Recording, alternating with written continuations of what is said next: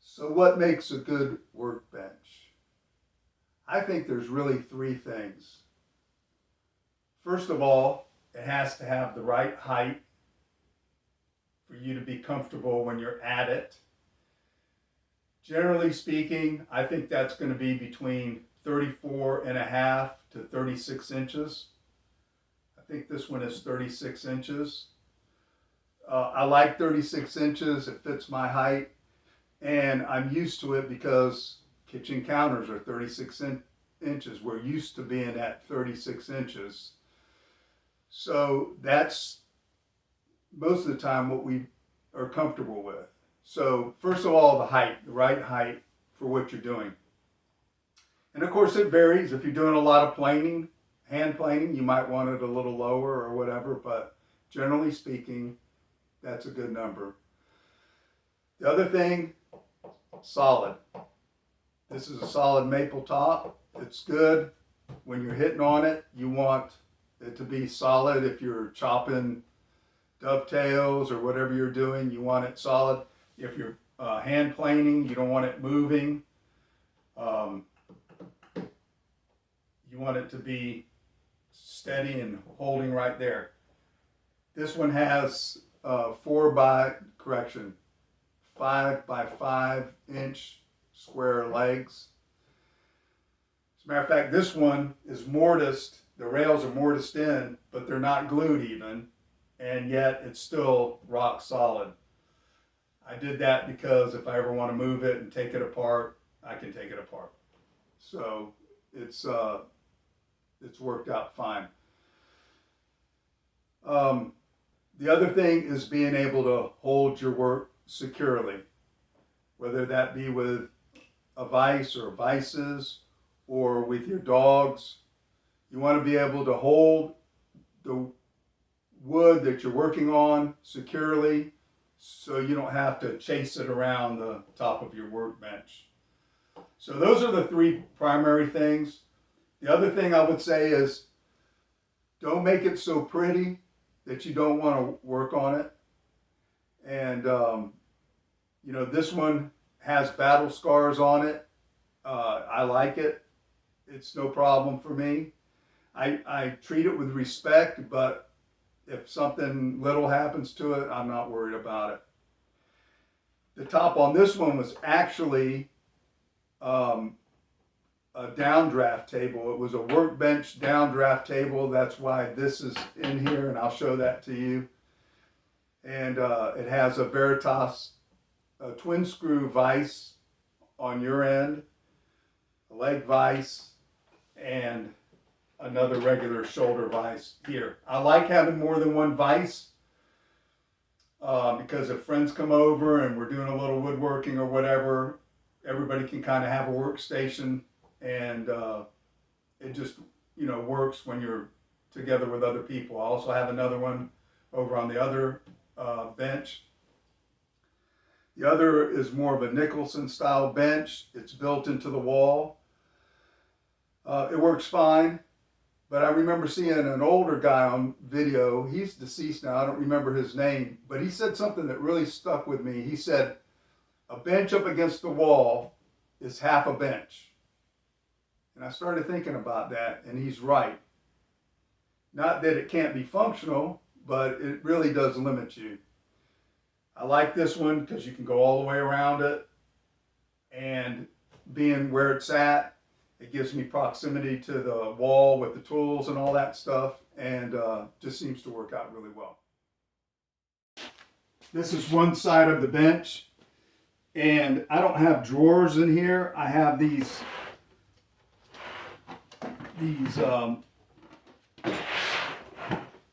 I guess you would call them trays, like you see at the airport.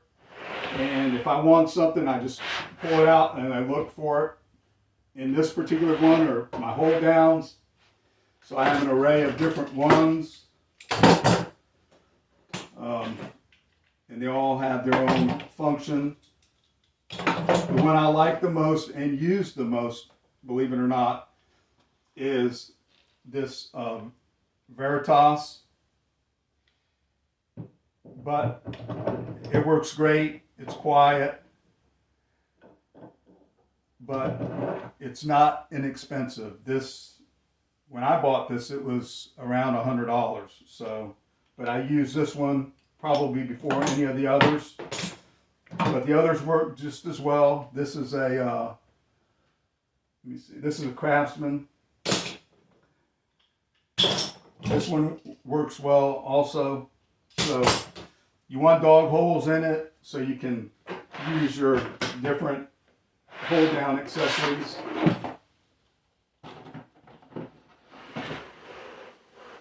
So I have other things, dogs, different bench hooks, things like that in here. Doe's feet. I have some other jigs.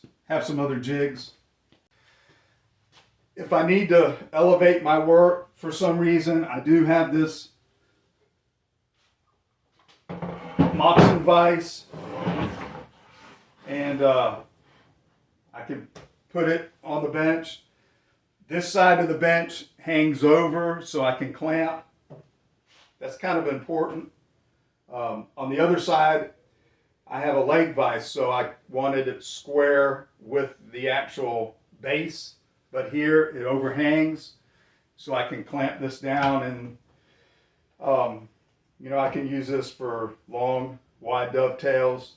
Can also use the twin screw vise if I want to. But it's just another tool at my disposal if I need it.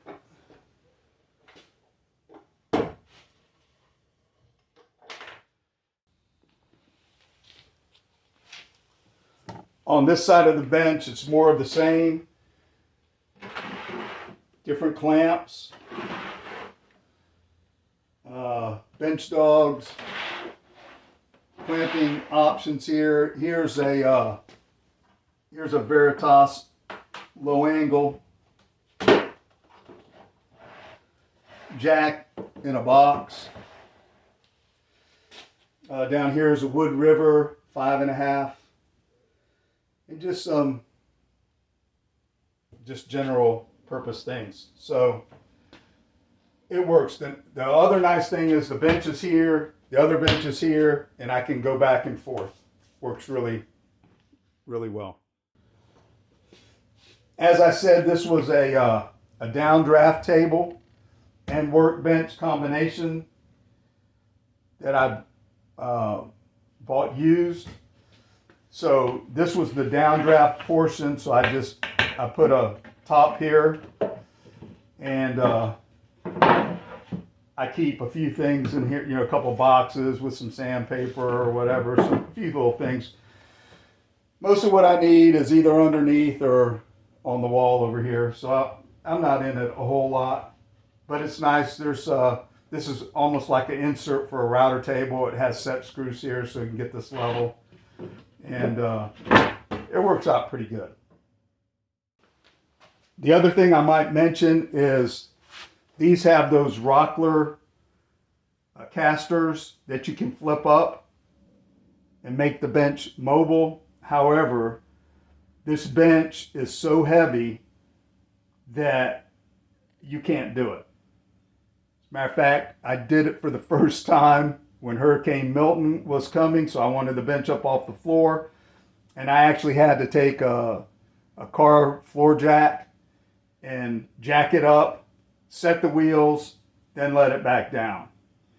It's okay. It just takes a little longer. I still can move it around if I have to, you know, but yeah, that's nice to have.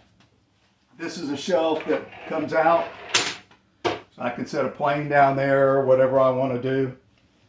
Kind of works out good. Also have two stools. This one on this side, and I have another one on the other side of the bench. So when you want to sit down at the bench, you have a proper way of doing it. Again, you'll see on this side that the base of the workbench is in the same plane as the top. So if I want to put a piece of work along it and hold it into the leg vise, I can. Here you can see the other stool that sits here, parked up underneath there. So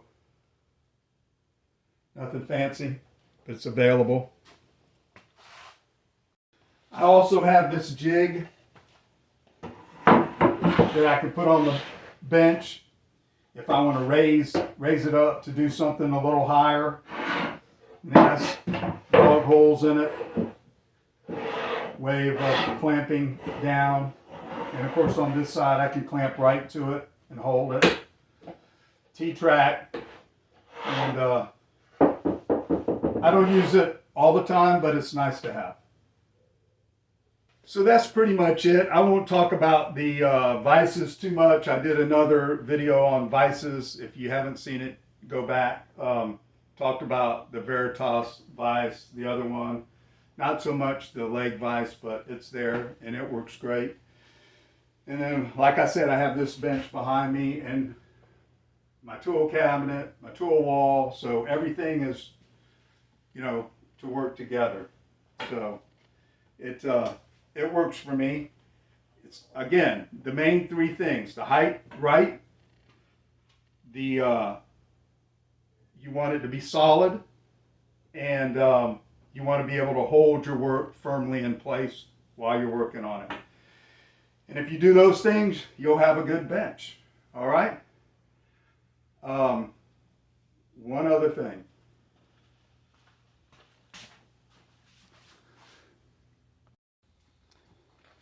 If you want to know more about workbenches, there's a good book. I like this book. It's done by Scott Landis. It's called the Workbench book, and it has a lot of stuff in there, including plans at the back for several different workbenches.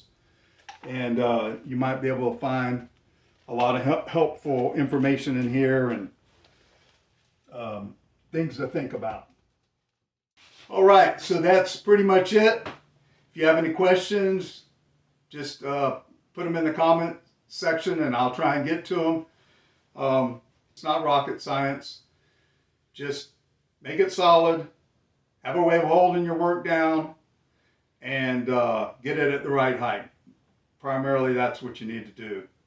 You just want it solid, so when you're, you know, working on it, beating on it, whatever, it's going to hold good for you. All right, well, hopefully this helps you some. If you need anything else, let me know. Take care until the next one.